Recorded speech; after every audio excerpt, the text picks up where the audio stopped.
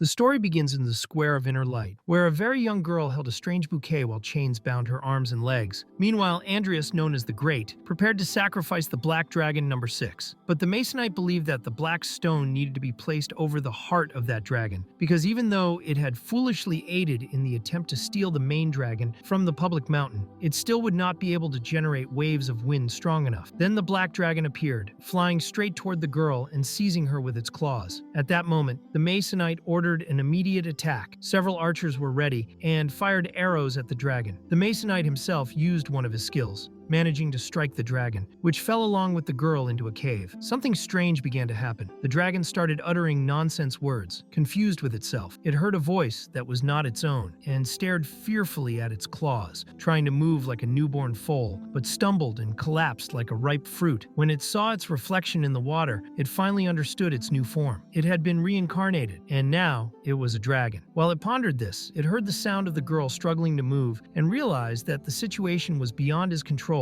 and he had no idea how to handle it. Suddenly, a system panel appeared before him called War Plunder System. But that was not the only one. Another appeared too, named Evil Villain System. He didn't understand what was happening, but began to believe he was some kind of legendary chosen one. The system explained that he was part of the super revolutionary self-modifiable war plundering system of dragons. The dragon even tried to speak to the system, but was told he only needed to feel with his heart. Special abilities could be activated by receiving the favor of a special female NPC. Soon after, he received other instructions saying that he could click on enemy points to kill and absorb half the power of justice or eliminate players to advance within the system. In the midst of all this, he no longer knew if he was in a game or reality, but a notification made it clear. He had kidnapped a female NPC ranked SSS. Even so, the dragon got distracted, reading comics while the girl still hadn't woken up. When he realized what he was doing, he was startled to see the girl hugging his tail for warmth. He was impressed by her SSS rank and thought perhaps he really was the chosen one. Upon opening the character panel, he saw that the girl was 18 in Elven age, hungry, cold, and suffering from a disease that left her with only 2 days of life remaining. The system said he needed to win the girl's favor. Seeing her on the verge of death, the dragon grew sad, realizing there was no free lunch and things weren't going the way he thought. Trying to help, he searched the cave until he found a bear's hide to cover and warm her, which slightly increased her favorability. Thinking it would be easy to fix everything, he asked the system for another way to increase her affection, but it refused. So he begged like a kitten, asking for help, saying he was hungry and didn't even know how to walk properly. That was how he managed to convince the system to give him a temporary body recovery card lasting 30 minutes, with the side effect of an hour of weakness afterward. Once it ended, he would have to return to his residence. The dragon found this frustrating, as the system gave and then took away. Still, he used the card and went to look for food outside the cave. He tried to gather fruit, even though dragons didn't eat such things, but soon realized he needed meat. Exploring, he found a deer and pieces of flesh along the way, but in doing so, he accidentally trespassed into the territory of level 3 magic wolves. Though nervous, he knew he could easily defeat them. Using one of his strikes, he killed one, terrifying the others. After defeating them, he returned to the cave but accidentally woke the girl, who was terrified. She pretended to still be asleep, but the dragon believed her and cheerfully appeared with fruit for her. He only wanted to know how to feed her. The girl suddenly rose, stake in hand, trying to ward him off, but was surprised when he placed a fruit directly in her mouth, the stake shattering against the dragon's paw. Inside the cave, the white-eared girl looked at the dragon with suspicion, wondering if he intended to devour her. After all, she would be tasty prey and was defenseless, but the dragon was too foolish to do such a thing. Embarrassed for giving her the wrong impression, he tried to communicate, but all she could hear were frightening roars. The shock was so great she fainted instantly. The dragon panicked, not understanding what had happened, and consulted the system. The answer was direct. Fright and elevated body temperature had caused the fainting. The system then showed that because he had killed hostile Silver Moon wolves, he had earned 30 points and now had access to the system shop. Without delay, he looked for something to cure the girl's illness. The system offered a Chinese herbal medicine called huangqin, used to treat high fevers. It was a remedy from the original world of the young man reincarnated as a dragon. The medicine came in the form of a flower, but the dragon had no idea how to use it. Confused, he chewed the flower flower in his mouth like a bird feeding its chick and pushed the remedy into the girl's mouth. At that moment, the temporary recovery card expired. The effect ended, and he collapsed from weakness right there. Meanwhile, the girl had a nightmare of the black dragon attacking her. She woke up startled, tasting the bitter medicine in her mouth. Gradually, she realized he had cared for her, gathered fruit, and even tried to heal her. Her favorability rose significantly as she came to believe the dragon was gentle and protective. She tried to wake him, thinking he had died from the stake she had used earlier, and wished for him to recover quickly. Since favorability had reached the required level, the system unlocked for him the skill called Devour, which restored the body rapidly, generated energy, but also greatly increased hunger. Soon, the dragon awoke with terrible hunger. He was so weak it felt as if he had smoked something strange, confused by his own state. Consulting the system, he saw he had obtained the ability, but the warning was clear. He needed to eat soon. Starving, he looked at the sleeping girl and was nearly tempted to truly devour her, but managed to restrain himself. As he writhed with hunger, he noticed her favorability had risen even more while he slept. He imagined she must see him as magnificent, powerful, and trustworthy. But then she began coughing blood, and he panicked, not understanding why she was worsening. It was then he decided to give her a name, choosing to call the elf Anna. The system informed him that by conquering the NPC, he had earned 2,000 points and could now perform bodily modifications. He then realized he was responsible for curing her, but prolonging her life with medicine wasn't a permanent solution. Opening the shop, he found many items and even saw a dress. The price was absurd, 10,000 points, leaving him furious, since the shop seemed to offer things for the girl rather than for him. Searching further, he found a cheaper dress and decided to buy it. The system automatically dressed Anna, leaving the dragon embarrassed, afraid of staring too much. He resumed searching for a cure, and upon opening the body modification tab, saw options like reinforced claws, iron scales, and even appearance changes. But he chose to focus only on useful modifications for medical treatment. That's when he found an item that allowed rudimentary understanding of certain states and conditions. He purchased it immediately. The system warned there could be discomfort, and indeed, there was. He rolled on the ground in terrible itching, but with it, he realized Anna had a sprained ankle and small abrasions, and was astonished she was still alive. But his peace ended abruptly. A group of black mercenaries was approaching the cave. Among them was a knight named Wells, and another, Selena, a fire mage who, though not very powerful, still posed a threat. The dragon knew this was no friendly visit. Using his accumulated points, he reinforced his claws, teeth, and scales, preparing for the battle that was about to begin. Without wasting time, the black dragon began to fly, leaving behind the cave and the still sleeping girl. The group of mercenaries was already in position and ready to face him, but he flew right past them, which caused great confusion, especially for Selena, who sensed something was wrong and decided to wait before acting. Wells thought she was a coward for this and claimed she was useless, reminding her that she had already failed to cast the binding spell in Anlius Square. If not for that mistake, they would already have captured the stupid dragon. Selena was furious at the way she was treated, but even so, they followed the dragon as he flew west. Selena found it strange that the dragon was leaving the depths of the forest and heading toward the outer border. She began to suspect he was trying to lure everyone away from his true treasure. She believed he had hidden something on the other side of the forest and was flying only to mislead them. Suddenly, the dragon began devouring soldiers along the way to regenerate, which enraged Wells. He launched an attack, but his sword didn't even leave a scratch on the dragon. Its resistance was so absurd that the dragon thought it was nothing more than a flea scratching his back. Without the slightest effort, he killed Wells in a single strike, shocking the other knights as they witnessed their leader's death. Their courage crumbled instantly, but since the dragon didn't want to waste the chance to earn system points, he used his tail to knock them all down with precision. Even so, one managed to escape, but he still accumulated 150 points from that battle. Then he remembered Selena, who hadn't joined the attackers. The scene shifted to her inside the cave, healing the elf girl the dragon called Anna. When she realized the dragon had returned, she tried to drive him back, preparing a spell to capture him, but her mana was already low and her body exhausted. Even so, she managed to cast the magic and trap the dragon, who in that state looked more like a helpless lizard, completely confused by what was happening. Selena laughed at the sight while he struggled to break free. Using his claws, he shattered the magical prison and held her tightly, showing how tired he was of her. He roared at Selena, demanding answers in the dragon language, growing irritated when she didn't understand. Realizing he needed to modify his vocal cords, he consulted the system, which said it was possible for 300 points. The problem was, he only had 280, and the system seemed to enjoy his misery, offering a loan with 50% interest, making things even more unfair. With no choice, he accepted, ending up in debt with the system for 330 points. As soon as he was able to speak, he asked who had sent Selena and what her true purpose was. She was shocked to hear his voice, but he gave her no time to react, pressing for answers. She explained that they were part of a mercenary group group hired by King Anlius. Their mission was to hunt the black dragon to feed Prince Anlius, who suffered from a fertility problem. Only by eating the dragon's heart and cucumber could the prince be completely cured. The dragon was outraged at this revelation, for not only did they want his heart, they also wanted his stalk, which was simply outrageous. His anger grew to the point that he began squeezing Selena in his claws while she begged for her life. The scene then shifted to the palace, where King Anlius sneezed and received reports that the dragon had still not been found. He accused his knights of incompetence, while Master Mason explained that the dragon had reincarnated and inherited the original's powers. In only a month, he had crossed the Gen Mountains, and his strength was growing rapidly. The problem was that tracking the monster consumed both energy and magical resources, so Mason demanded greater payment. The king was furious at the wizard's greed, saying he had already paid 3,000 golden lions and even granted him knighthood. Still, he agreed to give another 500 lions, adding that if that wasn't enough, he didn't know what else to do. The scene returned to the protagonist's cave, where the dragon had tied Selena with a root and was rummaging through her belongings. He found several healing potions and asked if any could cure him, but Selena bluntly said none of them worked on dragons. The black dragon carefully released her with his claws and revealed that what he wanted was for her to heal the other girl. Selena was shocked to realize the dragon didn't know she was a princess, but he made it clear he did know. Even so, she couldn't understand why he wanted so badly to save that girl. The dragon simply said they were good friends, leaving Selena even more confused. Since her favorability with him had increased, he was able to view her attributes and discovered her full name was Selena Ludi, ranked SSS. That surprised him, especially because her favorability was still negative at -30. Seeing this, the dragon accidentally said it out loud, and Selena heard him. To cover it up, he changed the subject and asked about Anna's condition. She had suffered too much damage, and a simple recovery potion wasn't enough. Selena needed a clean, organized place with medicine, food, and a skilled priest to help with healing. This made it clear that dealing with women was far more complicated than he had imagined. The foolish dragon had gotten himself into this situation and was now upset that he had to find a priest, all because Selena wasn't a professional healing mage. Anna then woke up and asked them to stop arguing. She showed gratitude to the black dragon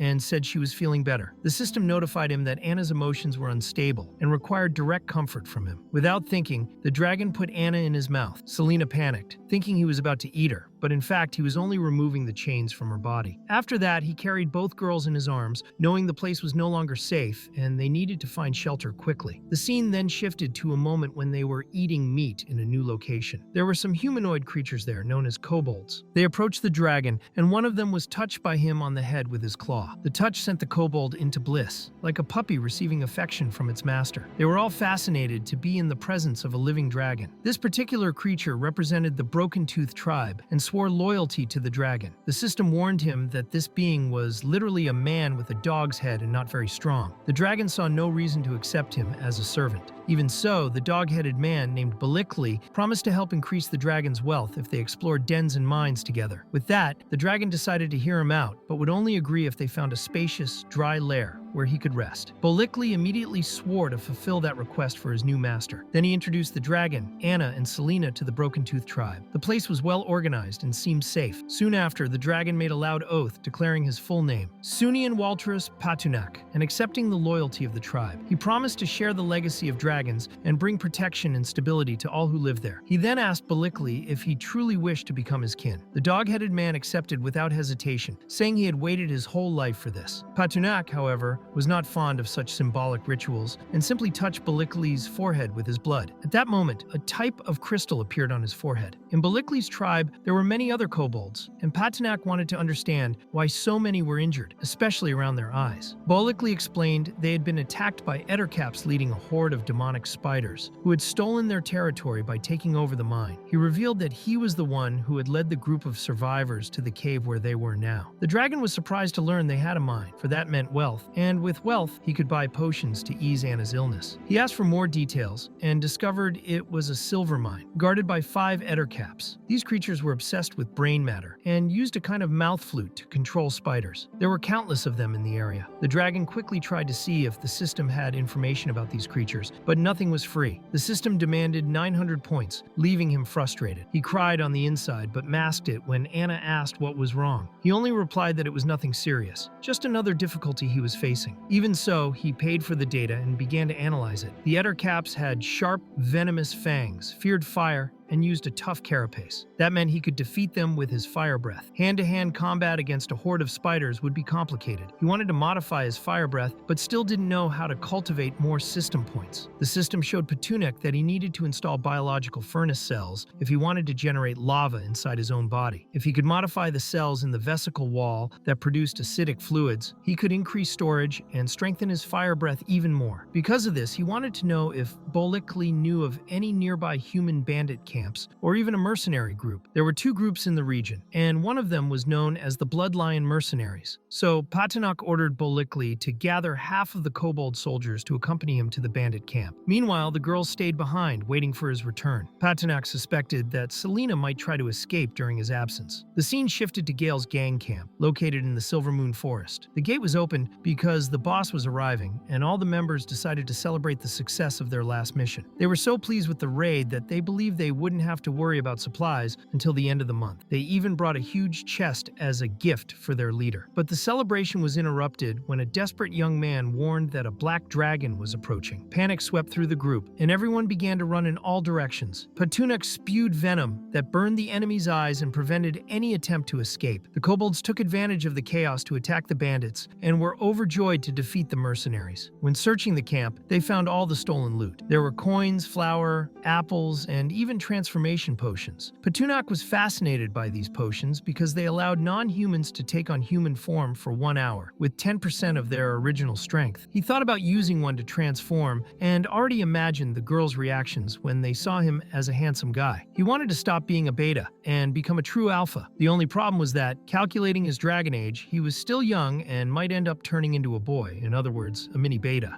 Even with the risk, he decided to test the potion. After all, he would return to normal after an hour. To his surprise, he turned into an egg. The egg cracked, and a little brat with horns was born. He got horned even before being born. Bolikli was completely shocked to see Patinak's new appearance. He couldn't understand how that was possible. Patinak was exactly as he had come into the world. He thought the system would automatically provide clothes, but that didn't happen. The system justified it by saying the transformation was so fast that it didn't have time to load the outfit. Once the clothing issue was solved, he finally appeared dressed. In fact, he looked far too handsome. No one would say he was the same dumb dragon as always. He even worried about the differences between humans and dragons, but believed he could adapt. In his past life, he had been an attractive man but still acted like a complete fool. He then asked if Bolikli had already organized everything. The poor fellow was carrying boxes and arranging baggage, and soon everyone was ready to return to the dragon's lair. Patinak learned to switch between human and dragon form, while the potion remained active. The scene shifted to Selena and Anna, who were still in the lair. Selena thought that was the perfect moment to escape. However, Anna noticed she was planning to leave. The mage tried to disguise it by saying she was going out for a walk and pretended she had no plans to flee. In truth, she knew the mercenary group had been destroyed and that she really had nowhere to run. Anna had found kobold eggs and was playing with the hatchlings that had just been born. Selena grew curious when she saw this and asked if Anna wasn't afraid the dragon might do something to her. But Anna knew Patinak had always been kind. Selena found it all very strange because, in the end, Patinak was still a dragon, a creature known for chaos and destruction. To her, Anna seemed to be suffering from Stockholm Syndrome, like those girls who fall in love with bandits. At that moment, one of the kobolds announced that Patinak and the soldiers had returned. Selena was shocked by how quickly they came back. Patinak appeared smiling, using his dragon form to extend the potion's effect. He was greeted with a staff strike to the face to knock some sense into him. That annoyed him, and he had to make it clear that he was indeed Patinak. But he was caught off guard when he noticed some kobolds lying on the ground. Selena trembled as she explained that Anna had been captured by monstrous spiders. She was already apologizing for failing to protect the elf. The dragon simply patted her head, taking all the blame upon himself and saying to himself that he was the one who should protect everyone. At that moment, Selena's favorability suddenly increased, allowing Patinak to swap the primary modification of the biological furnace with the primary accumulation of dragon breath. The exchange was successful but cost 2,000 points, and right afterward he felt excruciating pain in his throat. The process was agonizing, and he started coughing up blood on the spot, terrifying Selena, while he tried to reassure her that it was nothing important. He still couldn't believe those spiders had dared to capture his SSS elf, and so he concluded that those creatures were asking to die. One of the kobolds guided him to the spiders' territory, where his old lair had also been stolen. Patunak didn't want to waste time hunting them one by one, and decided to go full speed straight to the creature's nest. On the way, he got caught in webs stretching in every direction, but he used his fire breath without a second thought. The flames spread, wiping out dozens of spiders at once. Without hesitation, he entered the cave and demanded to know where Anna was. As soon as he got an answer, he slammed the enrollment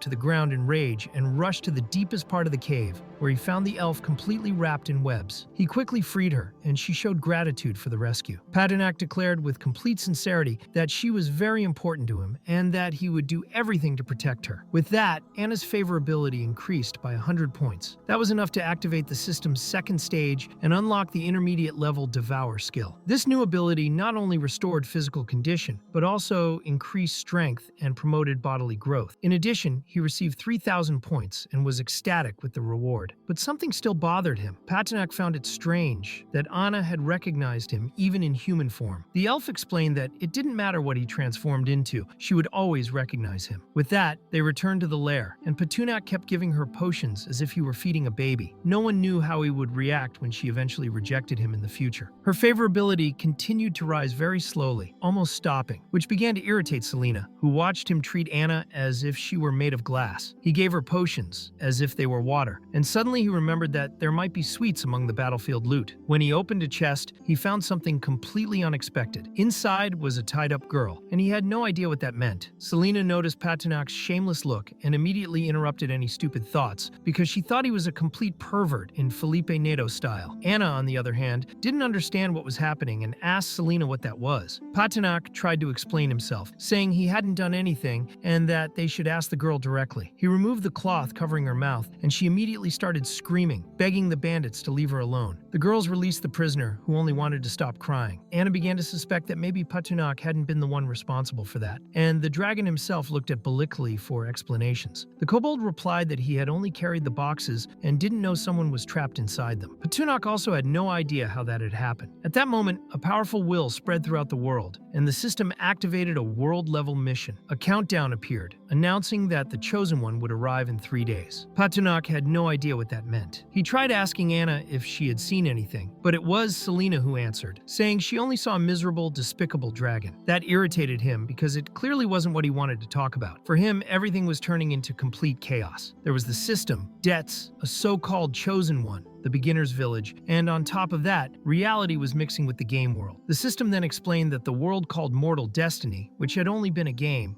would begin to suffer real effects because of an incomprehensible winter. Patunak froze when he realized there would be a true elimination of players. He had never heard of a game becoming reality. The players came from the planet Water Blue Star and could be resurrected after death, but each resurrection would take twice as long as the previous one. Every time they died, they also grew weaker, and after an entire year, they would live through their own deaths again and again in an endless cycle, which would leave anyone completely frustrated. Patunak wanted to know if NPCs could also be resurrected by the system, but unfortunately, that wasn't possible. Only players could return to life, while NPCs had to fight for their lives for real. In the end, the power scales were balanced, and the losing side was destined for total destruction. Patunak, even though considered a failure and raised weakly, didn't accept that. He believed he should do everything to keep the 2 girls who accompanied him alive. When he realized he had spent too much time idle and wasted 6 potions at once, he returned to his dragon form, frustrated. Anna tried to calm him down, saying it was fine because they had discovered the bandits were responsible. But that wasn't what bothered the dragon. He only realized the real reason when he looked at her clothes. She was wearing a new outfit because her previous ones had been destroyed by the spider's webs, and Selena had found new clothes in one of the chests. Meanwhile, Patunak saw Selena helping the short-haired, black-haired girl get dressed and was surprised by her tastes. He thought she liked the same fruits as him and hadn't expected that. However, Selena explained it was just a disguise. The dragon then realized that the black-haired girl had an A-class rating and could therefore be converted into system points. But seeing how beautiful she was, and that she even brought him ripe watermelons to eat, he decided she should stay alive. In the style he liked, he bought a dress and told all of them to change clothes. Since the system system allowed him to view information, he planned to use it to fight the players. He could no longer relax, as the monsters around had sworn loyalty to him, and now he wanted to organize everything. He intended to create a simple map and integrate the kobolds into the plan. The kobolds feared him, especially when he started flying. He already had some abilities, and his attributes could improve through daily training or leveling up. Since killing natives didn't give experience, he needed to face players. But players had no such restrictions, and therefore attacked natives more, as there were many of them, and it was easier to level up. This created a false balance, forcing both sides to fight to the death. Improving his 5 dimensions through training could be the turning point. That's why he called a kobold named Huck, who was very weak. Patunuk ordered him to run around the cave for half an hour without stopping, and said that if he stopped, he would be eaten. Huck obeyed and ran until he was completely exhausted. When Patunuk analyzed his status, he saw that it improved. This proved that training really worked, so he decided to continue testing. Soon after, the 3 girls returned in new clothes and wanted his opinion. Being silly with them, he immediately thought about making money by using the girls to hand out flyers. Then they showed him the map of the Silver Moon Forest that had been made by the former chief. Each monster community had its own leader. Patunuk ordered Bolikli to gather all the kobolds and bring their belongings, as he had a big plan in mind. Still in the Silver Moon Forest, he went after the other leaders. He visited the leader of the fire rabbits, the snake chickens, and the boars. He didn't want them to fear him because he wouldn't devour anyone. He knew the world was going through a great crisis, and he was there to convince them all to unite. The Silver Moon Forest was their home, and they needed to take up arms and fight together against the enemy. The little creatures were moved and agreed with him. Despite being a failure, Patunuk had a way of convincing others as if he were a true leader. Sometimes it even seemed like a pyramid scheme, but it worked. One of the fire rabbits asked how they could fight if they were so weak. Patunuk understood that was a good question and thought they needed to be demonic, ruthless, and have combat formations. So he began training them all. He ordered them to run 500 laps and perform other exercises. The Black Dragon was determined to overcome this crisis. Suddenly, the scene shifted to a group of people, very surprised and not understanding anything. In front of them appeared a notice saying that the game World Gamble had begun. People were frightened as their bodies began to shine,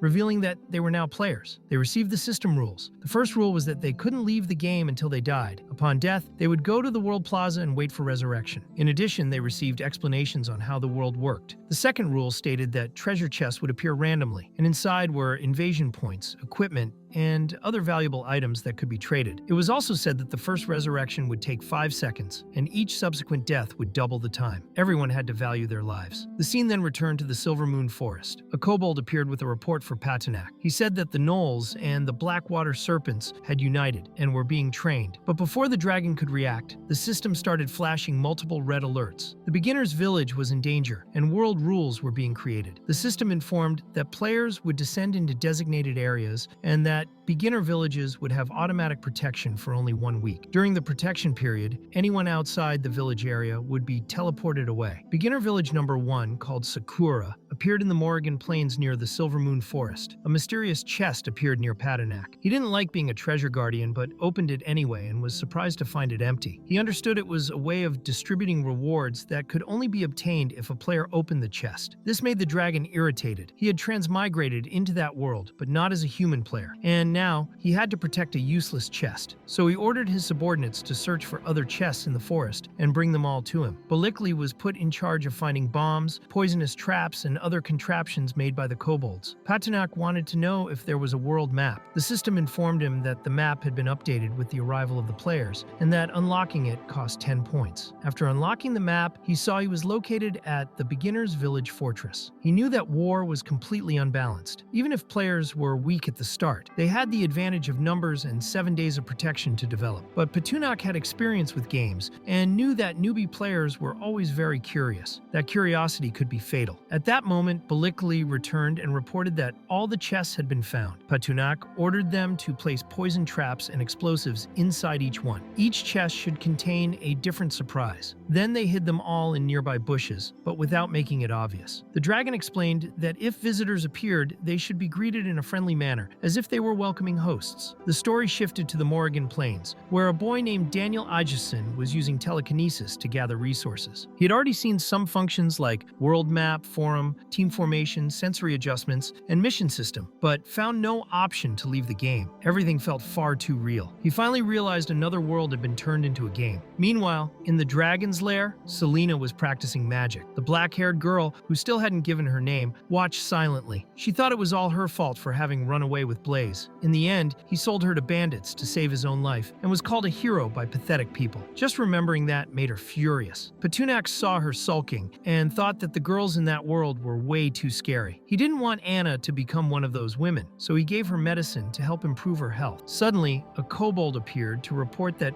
a hero had emerged from the protective barrier. It was exactly as Petunac had imagined. Someone had finally decided to explore the world. The scene returned to the Morrigan Plains, where 3 players wanted to level up and believed that killing a few small monsters would be enough for training. One of them was afraid of leaving the village, but the others said they were together, so there was nothing to fear. It was as if they thought they had flesh and bones to withstand anything. The most frightened player found a chest hidden in the bushes. The others were thrilled with the discovery, but when they opened the chest, a snake leapt at them. Terrified, they kept searching for more chests and fell into traps. Some exploded, others released swarms of bees. Each chest was a different trap. Even so, the players kept falling for the bait like lovesick fools. One of them became so angry that he killed one of the bees. He wanted to understand why all the chests were full of traps. When he noticed his friends had disappeared, he began trembling with fear. To make matters worse, Petunac appeared right in front of him. The player, named Gary, was so terrified that he died from fright alone. The dragon was surprised by this, since the player was truly very weak. While flying, another player saw the dragon and ran to hide in a bush. A kobold ended up finding the boy and brought him to Petunac. The dragon wanted to know why he was invading his territory. The player trembled in fear, trying to explain that they were just adventurers and it was their first time there. He said they didn't mean any harm. Petunac watched silently with a threatening gaze, seemingly ready to decide the fate of the invader. The black dragon found it all ironic. He made it clear that players shouldn't use speed potions or techniques to escape. This information sparked an idea in one of the players' minds. To him, Petunac was a dumb dragon, which meant a real chance to escape. The player took advantage of the opportunity and did exactly that. The kobold informed his master, but Petunac didn't care. To him, 7 days was enough time for players to build something. Meanwhile, another player, a boy with slicked back hair raised by his grandmother, still didn't understand anything that was happening. He found a silver chest and thought he was lucky, but the chest required a key that cost 1,000 points, something very expensive. He remembered other games and believed that killing the guardian might make it drop the key. Then he spotted the flame rabbit leader, who was only level 3, and thought it would be easy to defeat him. Without thinking much, he drew his sword for a surprise attack. The flame rabbit reacted with a kick to the player's face, showing that it was fit like an athlete. It made it clear through actions that it would not allow the chest to be stolen. It then delivered several blows to the boy, who couldn't understand how a level 3 rabbit could be so strong. The rabbit forced the player to open the chest, saying that way it might spare him. The boy realized he would die if he didn't obey. He spent 1,000 points to get the key and open the chest, but inside was a bomb that exploded violently. The scene then shifted to a village where a happy girl had built her dream house. She was proud because she also built an arrow tower and earned 2,000 invasion points for it, until a boy came running desperately toward Daniel, warning that there was a dragon nearby. It was the same player who had managed to escape. The villagers didn't really believe him, since that was just the beginner's village. But he insisted, pointing toward the nearby forest, and told them one of his friends had been killed by the dragon, and that he had only escaped because he used a speed potion. When Daniel heard this, he realized they couldn't last long there. They needed to dismantle wood and stone from the houses to build arrow towers and defensive walls.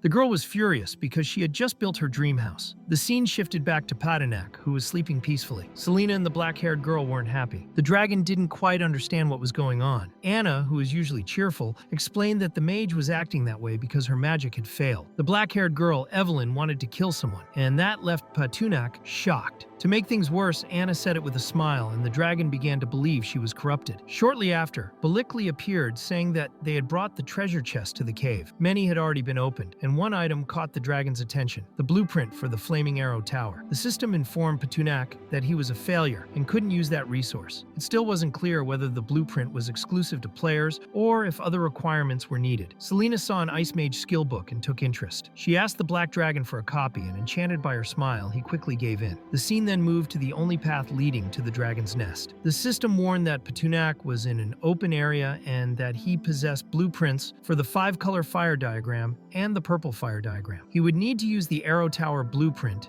and confirm the construction site. The system displayed a simulated building. Patunok chose to build it at the tip of a rock. To erect the tower, it would take tons of stone and wood, 20 workers, 5 kilos of food, and 12 hours of construction. The workers would be provided by the dragon himself, and after the work was done, their memories would be erased, and they'd be sent back. Bolikli arrived after struggling up the mountain. The dragon wanted him to go down and bring 20 strong kobolds for the job, but the poor fellow fainted from exhaustion. Not knowing what to do, Patunok returned to the cave. He saw Anna and Selena sleeping. Evelyn was nearby, dreaming of killing the man who had sold her, while Anna had a nightmare, begging the demon to go away. This caught the dragon's attention because, according to the encyclopedia, demons had been eradicated 1500 years ago. Suddenly, Anna opened her eyes, glowing completely red in a demonic way. The scene shifted to Anna's past. The place was in flames, surrounded by demons. She saw her parents killed before her eyes and cried, trembling in fear. Her older sister tried to protect her and hid her, but the sister was struck from behind and fell. When the demon was about to attack Anna, energy burst from her heart, allowing her to strike the creature. The protagonist carried Anna, unsure if it was a nightmare. He worried because, even with medicine, her lifespan was limited to just 63 days. The black dragon began to wonder if all of this could be caused by heart failure, but he had no time to think. Anna opened her eyes strangely and quickly attacked the dragon with overwhelming strength, throwing him against the wall. The noise woke Selena and Evelyn, who were startled and tried to understand what had happened. With sadness in his eyes, Patunok said that Anna was no longer there. They rushed out of the cave,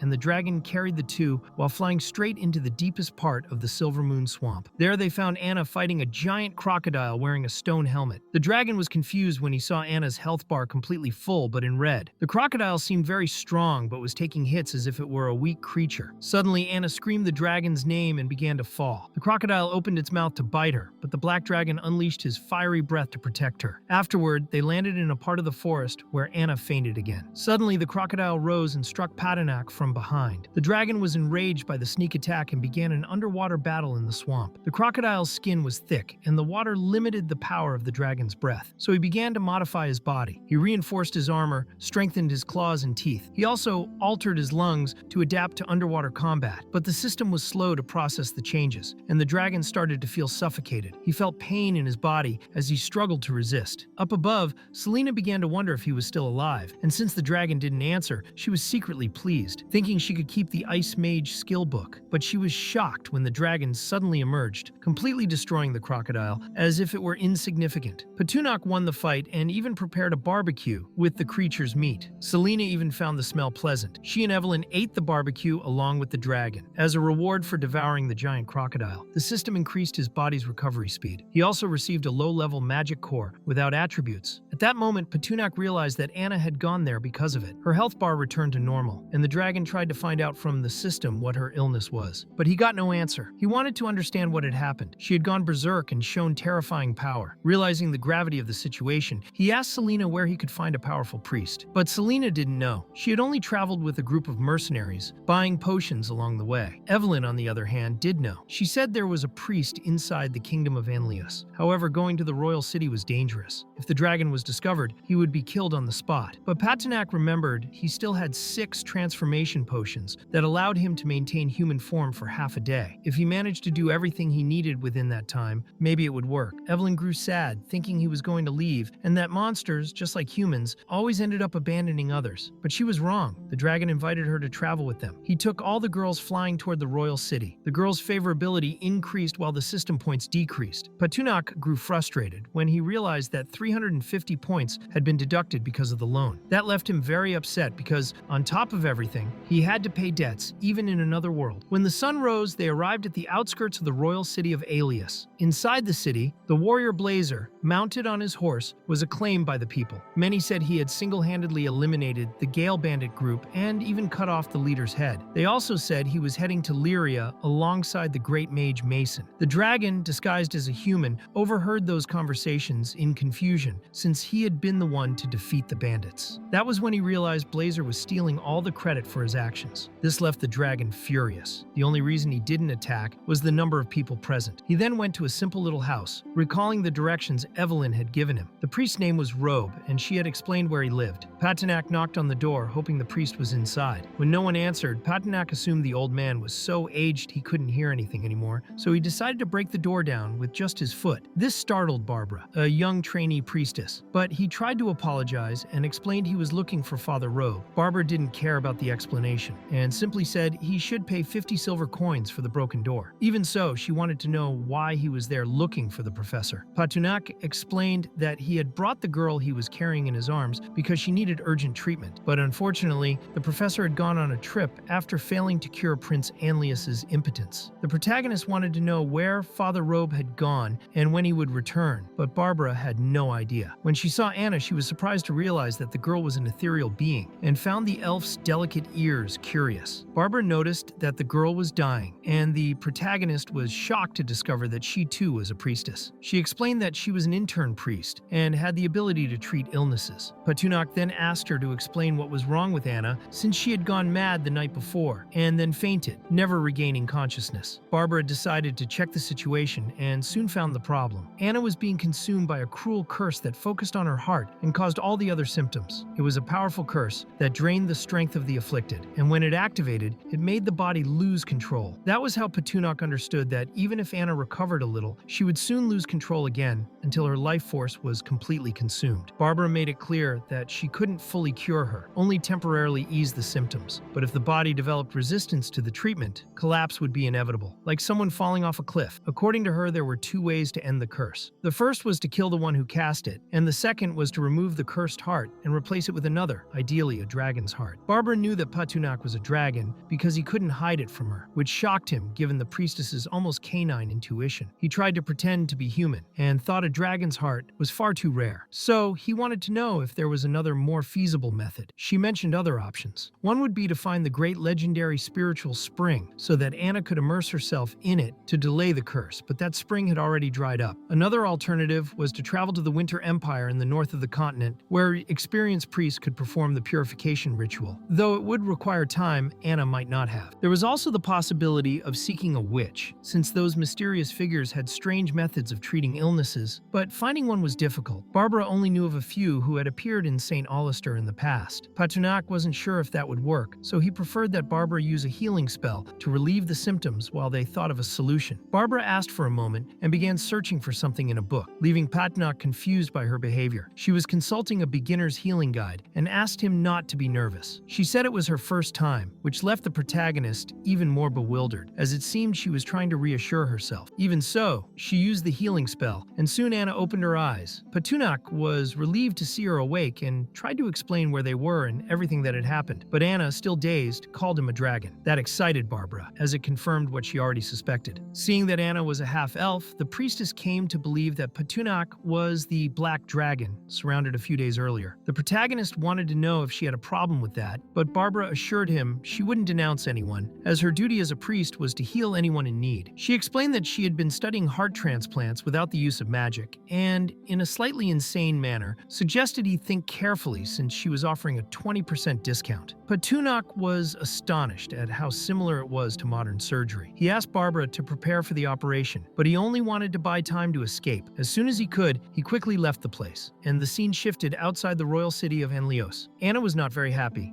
and Patinak asked if something was bothering her. She was worried because she knew her illness had no cure. He tried to minimize it by saying it was just a small curse and promised to do everything he could to help her get better. She felt a little safer seeing him speak with such conviction, but she also didn't want him to sacrifice his own life for her. He only wanted to find a way to remove the curse. At that moment, the system sent a notification saying that a special NPC had sent a summoning invitation. The scene then shifted to the National Temple of St. Alistair, where a beautiful blonde woman pleaded with the great goddess for a miracle, but once again her request had been in vain. The protagonist said nothing to Anna, believing there were urgent matters that needed his attention. The scene shifted outside the dragon's lair, at the construction site of the Flaming Arrow Tower, where a kobold reported that the construction was nearly complete. Patinak realized that the other 4 towers could also be added to the schedule, but he didn't like the status system much because he considered it too slow. So, he decided to test the strength of that tower. He asked Belixley to aim at the stone wall and ordered him to fire. A gigantic flaming arrow flew toward the stone and caused an explosion so intense it startled even the dragon, who hadn't expected something so powerful. Now he understood why the attack was slow. It had a high chance of accuracy and caused critical damage. The result varied depending on the workers operating the tower, and this made Patenak wonder if the effect would also change with different types of monsters. To test this, he ordered Belixley to gather 20 flame rabbits for the experiment. When the rabbits arrived, he had them placed in the towers and observed the system's changes. He confirmed that the abilities of the summoned creatures directly influenced the tower's characteristics. With those towers defending the lair, the dragon felt safer. The only problem was the slow rate of fire. To upgrade the tower, he would need 10 third-order fire-type magical beast cores, a low-level item that could be obtained by defeating the armored stone crocodile in the Silvermoon Swamp. Even though it was a low-quality material, it wasn't easy to obtain. Patenak was about to head toward the Silvermoon Mountains when Anna called him to warn that Selena and Evelyn were fighting. He began to feel like a babysitter taking care of the girls rather than a legendary dragon. Still, he grew curious about the quarrel, and in his mind, he imagined the two chasing after him, trying to explain themselves like children. While he daydreamed, Anna warned him that if he didn't intervene quickly, the lair would be destroyed. He had forgotten that both were mages. When he arrived at the scene and saw the chaos, Patenak began shouting, his body catching fire, demanding they stop. Since they wouldn't listen, he transformed into a dragon and roared loudly. Anna explained that the fight was over the Ice Mage's skill book. Selena hadn't been able to learn the spells, but Evelyn had learned them with just one glance. The rivalry grew and led to the battle. Patenak grew irritated when he realized the cause of the fight was so petty and declared that in his territory, everyone must obey his rules. For a moment, he seemed like a firm leader, but he quickly returned to his passive behavior, as he didn't want them using magic to fight. The tension between them continued until nightfall. Outside the cave, Selena punched a tree in frustration at her difficulty learning. The impact was so strong that stones fell onto Patenak's head, and he ran to her, asking her to stop. She was confused, thinking he wanted them to train outside, but he replied that there was no need to run around at night, just to hit trees. He told her she should rest and let the others rest as well. Still, Selena felt it was pointless. Patenak suggested that maybe she should follow a different path, one that no one had tried before since the usual methods weren't working. He thought her aggressive style matched dark magic, though he knew this type of magic was considered heresy among mages. Even so, she thanked him for his words. The scene then shifted to the intermediate layer of the Silvermoon Forest, where some winged creatures were observing the flame rabbits. They found the rabbits far too plump to be normal, and wondered why they seemed so well fed. These creatures were known as demon birds, and one of them mentioned that a dragon was in the forest, so they should all act cautiously. Still, they decided to attack after counting to 3. After the count, the demon birds advanced toward the flame rabbits, but were shocked when the rabbits revealed their muscular bodies. The creatures were stunned to see several jacked rabbits with chains around their necks, looking like gym gangsters or street rappers. With no time to react, one of them was punched directly in the face, and the others realized they stood no chance. In the blink of an eye, all were captured. The scene shifted to inside the dragon's lair, where Patenak wanted to understand why his family had been attacked. One of the demon birds, without trying to lie, explained that they were hungry and didn't intend to offend anyone. She said that days ago, a pack of hawk beasts had come from the other side of the Silvermoon Forest to their nest in the mountains, stealing all their food, including stone sheep, and even killing some of their tribe. That was how Patenak discovered that there might be another beginner village hidden beyond the forest. The demon bird's name was Hana, and she was the leader of the group. She asked for help to reclaim the territory and save the rest of her people. She swore that her tribe would serve Patenak faithfully if he agreed to help, even offering all the stone sheep as a gift. Patenak understood the situation and assessed the information. Hana was level 17, an aerial unit ideal for reconnaissance, and her melodic voice had the effect of confusing players. Therefore, he accepted the proposal and performed the ritual that bound the demon bird tribe under his command. Since he planned to go to the Silvermoon Forest anyway, the girls wanted to accompany him, which irritated him because this mission was not a sightseeing tour. Still, Anna insisted on going, even if it meant fighting. Selena and Evelyn also showed willingness, so Patenak ordered the kobolds to stay behind and maintain the forest while following their normal routines. The scene then showed Hana leading the group to the old nest of her tribe. The hawk beasts were fierce, and Patenak began to regret bringing Anna, as the scent of blood was too strong in the area. Sensing the danger, he asked Anna to stay back and left Hana and another demon bird as protection. He ventured alone into the territory. The area was infested with hawk beasts, and he could hardly believe his eyes. Now he understood why the demon birds had fled. The number of creatures was too high, even though individually they were weak. He thought he might need reinforcements, but before he could retreat, he was surrounded. Since escape was impossible, he decided to fight. He used his fire breath on the enemies, defeating several and obtaining 23 magical fire cores, the exact type of item he was looking for. However, he sensed more enemies approaching. Soon after, he was caught off guard by a quick attack. He took a direct cut and fell. The hawk beasts were fast and organized. Anna, following from a distance with Hana, saw everything and became desperate. One of the beasts managed to bite the dragon's wing, causing him to lose balance. Even injured, he retaliated with full force, incinerating the enemy with his fire breath. The attack worked, but the impact was so strong it made him fall, losing stability in the air. Anna began to cry, not wanting to lose him at any cost. Patunak struggled to get up and tried to reassure her that everything was fine, but she noticed the blood and became even more worried. He pretended he was just hungry, trying to maintain his composure, until he saw a black core on the ground, which caught his attention. He decided to devour some hawk beasts to speed up his recovery, but before he could rest, a new beast appeared out of nowhere and captured Anna. Without thinking, he unleashed his fire breath upward, trying to rescue her like a true Super Mario saving Princess Peach. But in reality, he looked more like a desperate fool. Anna was thrown into the air and landed in a spring. She was surprised to still be alive and found the water incredibly clean. As she recovered, she wished the black dragon were there with her. At that moment, a figure appeared. It was a woman who seemed relieved to see someone there and said that finally, someone had found that hidden place. The mysterious woman introduced herself as the guardian of the great spiritual spring. As soon as she looked at Anna, she sensed power within her, but it was trapped, as if something was blocking its flow. Anna, seeing the guardian, felt a strange familiarity, thinking she was in front of her own sister. However, this was only an appearance created to be a comforting memory. The guardian embraced her and asked her to leave the pain behind. Anna surrendered to the moment and was fully submerged in the waters of the spring. Inside the spring, she was amazed by the amount of treasure hidden at the bottom, with shining stones and pure energy everywhere. Meanwhile, Patunak, desperate, flew over the area, shouting Anna's name non-stop. She tried everything to get his attention so he could see her inside the spring. When he finally located her, he descended rapidly and landed heavily beside the water. Checking Anna's status, he was shocked. She now possessed spiritual power, which alone was incredible. This type of energy suppressed all negative effects on her and awakened many hidden talents. Patunak wanted to understand exactly what had happened to her. Anna, on the other hand, was radiant. She said she had just seen her sister, which only made it clear that she hadn't fully understood what had really happened. Still, she hugged the dragon tightly, overjoyed that he was there with her. With this gesture, Anna's favorability increased, and the system rewarded Patunak with 5,000 points. He discovered that he now had access to advanced devouring, a skill that promoted body growth. However, a huge portion of the points was automatically used to pay off the damn loan he still owed. This infuriated him. It was like living the life of a Brazilian, fighting for every little point while the system sucked everything away with unbearable interest. He even thought about filing a complaint with the credit bureau, but remembered that the system ruled there. He tried at least to renegotiate the debt or see if there was an alternative, but the system made it clear that renegotiation was against the rules. Frustration took over him because, in the end, even his existence seemed to break the rules. Despite his new power, the debt remained, solid and relentless, like a curse that wouldn't let go.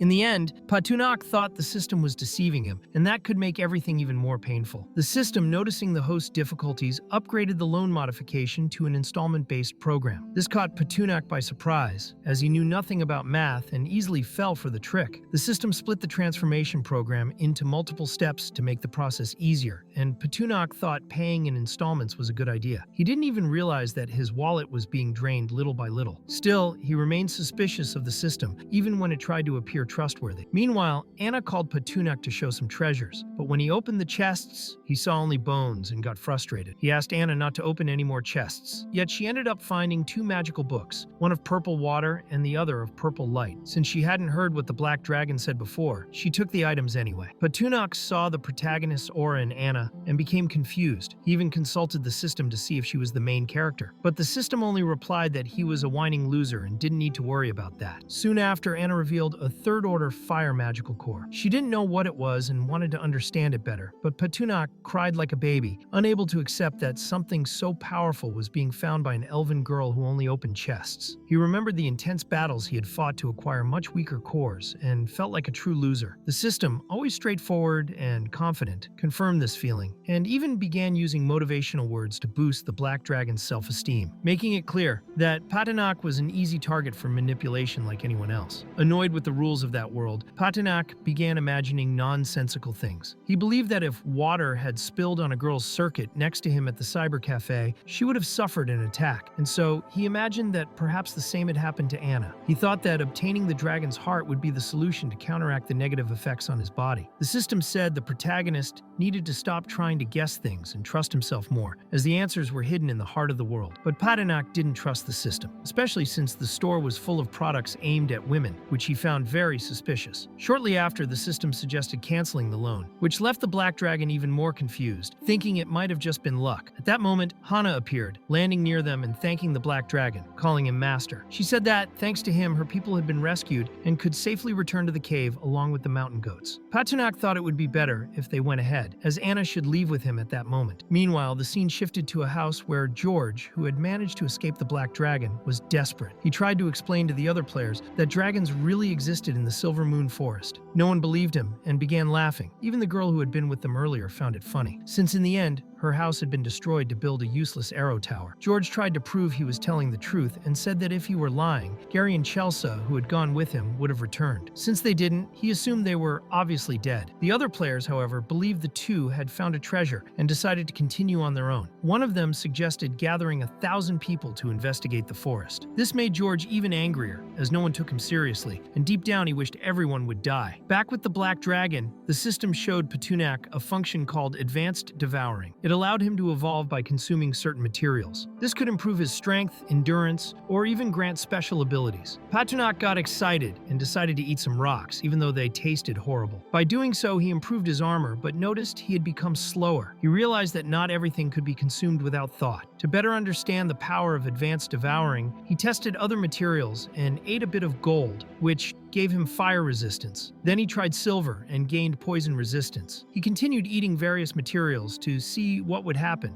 until he accidentally bit his own tongue due to carelessness. Having consumed 50 grams of black dragon meat, he inadvertently increased his draconic purity from the generation of Connor Neo Reed Watrous' Stupak, even without knowing who that being was or if he was his grandfather. Minerals like gold and silver had no side effects, only increasing his strength and endurance. This made Patanak think that one day he could raid the human kingdom's treasure and come out victorious. Suddenly, Anna showed him several items she had found. Despite smiling, she didn't know if the material was useful. Patunak was completely shocked by what he saw. That night, inside the dragon's nest, Bolikli reported that they were following the Black Dragon's orders and had spent the last few days observing human movements in the woods. They also said that the kobolds had resumed placing treasure bullets with objects inside. Patanak liked the news, but worried about the possibility of valuable items being used. Bolikli tried to reassure his boss, saying they had only put in cooked sausages. This made Patanak nervous, as Bolikli's behavior was far too strange to ignore. Amid all this confusion, Hana appeared and warned that there was movement outside the Silver Moon Forest. In the end, the players were nearby again and were about to fall into the trap. The Black Dragon ordered all soldiers to be taken to the Flaming Arrow Tower. The rabbit leader, the serpent, and the others were to prepare an ambush. Even though he was foolish, he wanted to protect everything he had built up to that point. The scene shifted to the forest, where the humans wandered at night. One of the boys in the group said everyone should be careful, but as soon as he finished speaking, several serpents appeared, grabbing part of the players. Not everyone was captured. Those at the front didn't understand what happened, because they had heard a strange noise. One of them said that anyone who was scared could turn back, but before he could finish thinking about it, a kobold appeared and chewed his head like a piece of meat. Wolves began chasing the nearby players. Even so, the boy leading the expedition didn't show fear and charged at one of the creatures, even managing to kill one. But seeing the rest of the group running, he realized he was surrounded by cowards. Still, not everyone fled. Some stayed with him. As he walked, he reflected that these creatures seemed willing to fight, but displayed a strange kind of organization. He wondered if something greater was waiting for them. They climbed to the top of the mountain and saw a shape in the dark but couldn't identify it. A mage used a detection spell and soon realized it was a structure covered in vines and leaves. Upon closer inspection, they discovered it was the Arrow Tower, which surprised everyone. Some began to think humans lived there, but the brave boy believed that with priests and mages protecting the group with shields, there was nothing to fear. Suddenly, a strange bomb passed very close to him and stuck to the wall. They thought it was just a thick arrow without speed, but it began releasing poisonous gas. Even covering their noses and mouths, the gas penetrated their defenses, and soon they were being bombarded by other projectiles. They tried to run to avoid being hit and became completely desperate. Meanwhile, Patanak had upgraded the shooting tower increasing its range and power. Anna was happy and wanted to help, as she had learned water and light magic spells. But Patinak thought it would be better for her to stay with Selena and the others in safety. The player leading the forest exploration tried to convince the others not to panic. He said that with active shields, they could withstand the attacks. His confidence grew as he felt the barrier around his body. But everything changed when Patinak appeared. Many were shocked to see that there really was a dragon there. He sarcastically welcomed them, and his aura intimidated everyone. The group leader couldn't believe that the previous coward was telling the truth, but now he saw the dragon was real. He tried to think positively, assuming it was just a young dragon. Ambitious, he wanted to kill Patinak and become the best player in the world. The black dragon made it clear they were about to die and began attacking. The human leader asked everyone to dodge the attacks. Patinak unleashed his fire breath, and they protected themselves with shields. The boy, having done the minimum, already considered himself a king. He commanded the mages and ordered them to split up to launch attacks while the warriors formed the rear guard. During the command, he opened the system shop. He took a potion to double his power, as if a chick had grown into a chicken. In the end, he remained as weak as ever. Still, he took a speed potion and a protection potion to improve his shield. The mages used fire and ice spells, but failed to cause any damage to Patinak, who was embarrassed to see how weak they were. The leader approached with his sword, wishing for the dragon's death. At that moment, Patunak's body began to glow so intensely that everyone shut their eyes. The blinding light threatened to dazzle even his allies. When the light subsided, the human leader was trapped on the ground in a fishing net. Anna appeared happy, saying they were there to help the dragon. The humans realized they were completely defeated and tried to retreat. But Patunak made it clear that fleeing would not be easy, and the kobolds appeared as well to finish off those players. Few players managed to escape unscathed, and suddenly what was already dark became even darker. It was Patunak's shadow, which had found them and was turning them into barbecue. Thanks to this, he earned 2,000 system points for his first victory against a player. The kobold happily came to report to his master that they had won and had even brought a living human for the black dragon. It was the leader of that group of players. Without hesitation, Patunak ordered him to be thrown into hell. As the man cried and struggled, the dragon felt something strange, as if he were in a coma. He asked the system to check his status, but suddenly fainted. Anna became worried, not understanding what had happened. The scene shifted to inside the dragon's cave. Anna's voice trembled, and she didn't want Patunak to scare her. Selena observed that he was unharmed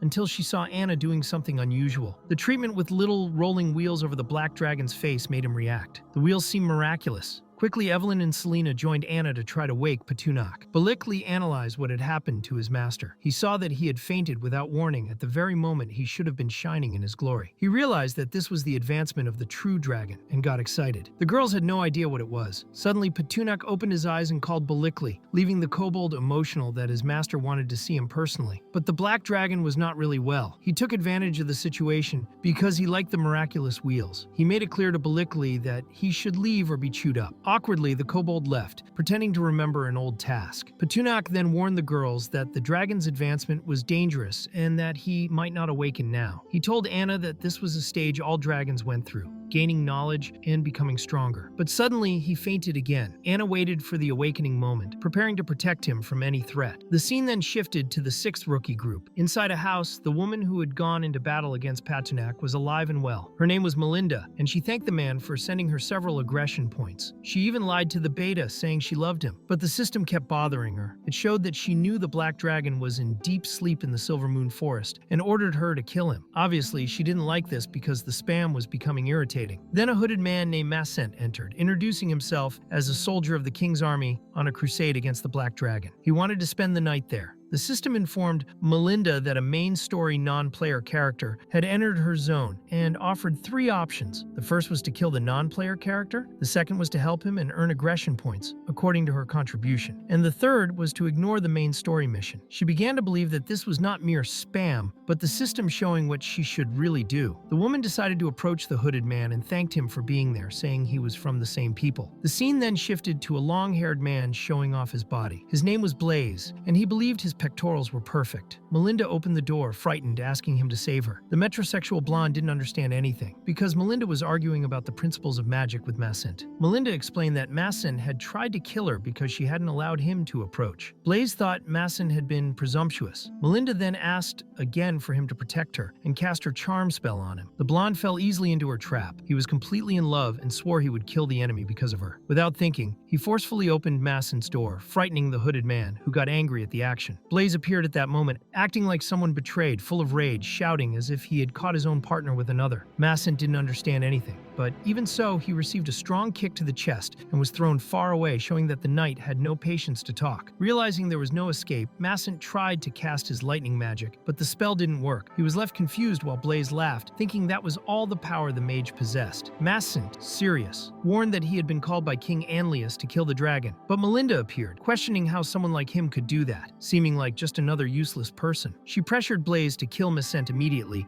saying she wanted to go with the knight. The mage became irritated at her attitude and called her a worthless apprentice. He tried to convince the knight not to listen to her, but Melinda only asked about the tea she had prepared. At that moment, he realized she had sabotaged his magic and became furious. He swore he would kill her, but Blaze, completely deceived, told him to stop insulting Melinda and kicked him in the face again. Melinda then took the opportunity to stab the mage with a dagger. After that, pretending to be fragile, she ran into the knight's arms. Blaze, still deceived, finished off the mage by plunging his sword into his chest. The system informed that the power of the great mage Massen had been transferred to Melinda, and she could now use it as she wished. The scene then shifted to an army advancing through the forest. Hana's people observed this and warned the dragon that the humans were approaching. Patinak was surprised by the information. Soon after, he appeared in another place and realized he was dreaming about the inheritance. He landed there and saw a much larger dragon named Connor, whom he believed to be his ancestor. Connor confirmed that their blood was the same and said he would give a unique inheritance, but the black dragon would have to expel everyone from his land and the territories that rightfully belonged to him. Connor gave him a purple core,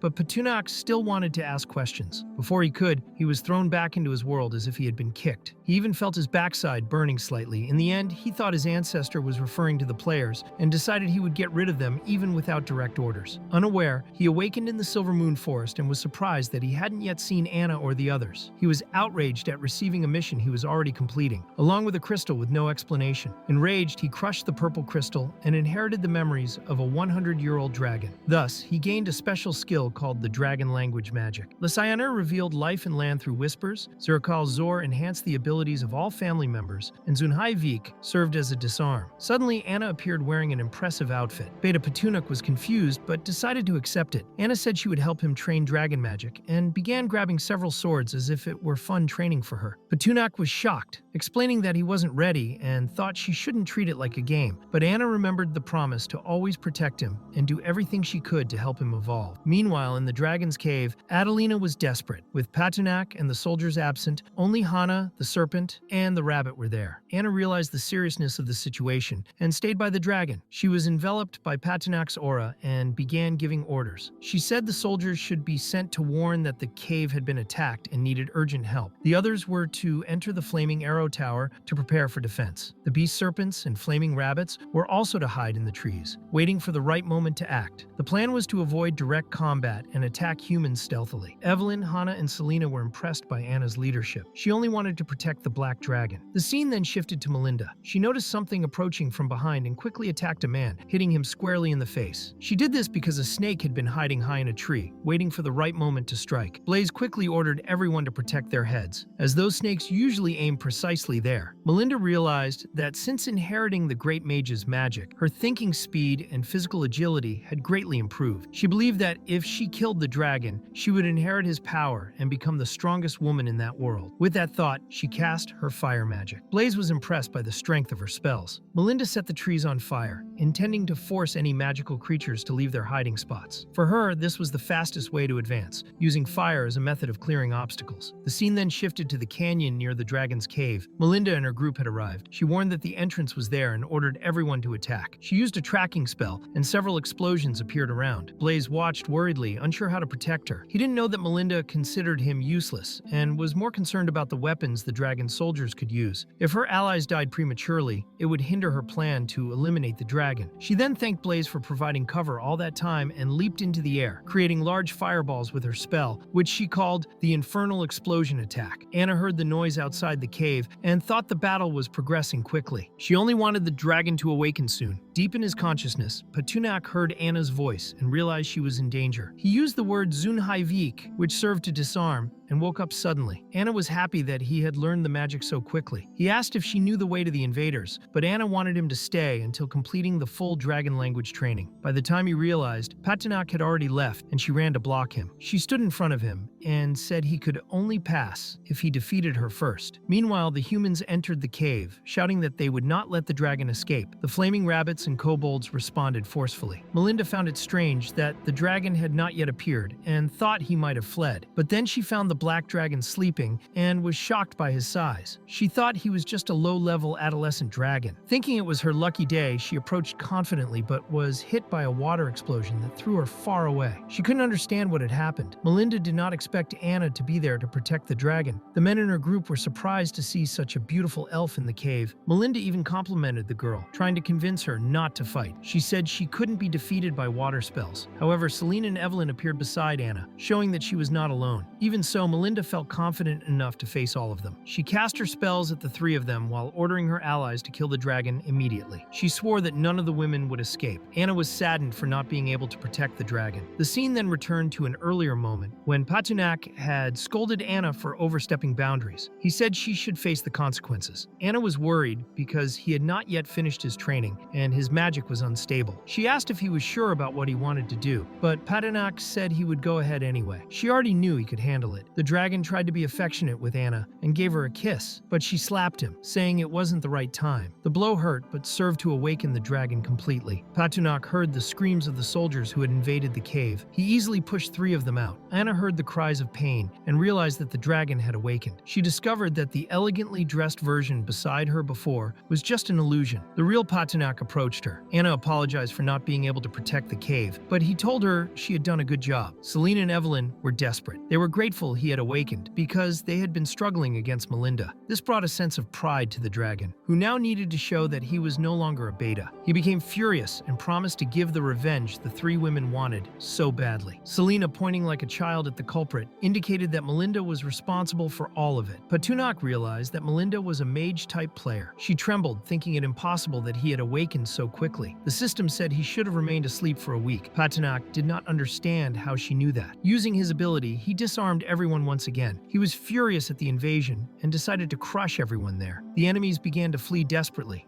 One of them didn't escape in time. Blaze told Melinda to follow him, thinking they needed to retreat before losing their lives. The apprentice who had become a great mage didn't want to miss such an opportunity. She believed that if she failed, she could simply resurrect. Meanwhile, Evelyn spotted the man who had sold her to the bandits and abandoned her. Before she could act, Melinda cast a freezing spell. Anna tried to warn the black dragon, but he was still hit. However, the spell had no effect at all. Patanok then wanted to know if Melinda was responsible for all the chaos. Melinda didn't give up and used the firewall ability along with the fire dragon sword, trying to hit him by any means. Even with all her effort, Patanok remained completely unharmed. This caused Melinda to collapse, not understanding why her spells were so weak. She began to think that his resistance had increased greatly after he evolved, and concluded that there was no way to defeat him. Patanok responded with a powerful fire breath. Melinda activated her arcane shield to protect herself, tears filling her eyes. She had tried so hard and still could not kill him. Patanok smashed her arcane shield forcefully and promised that he would make Melinda's life far worse than death. He said this because she had touched his women. Deep down, Melinda felt safe due to the game mechanic that allowed players to resurrect after death. That's why she still held a small knife in her hands. Patanok used the word Zunhalvik and disarmed her again.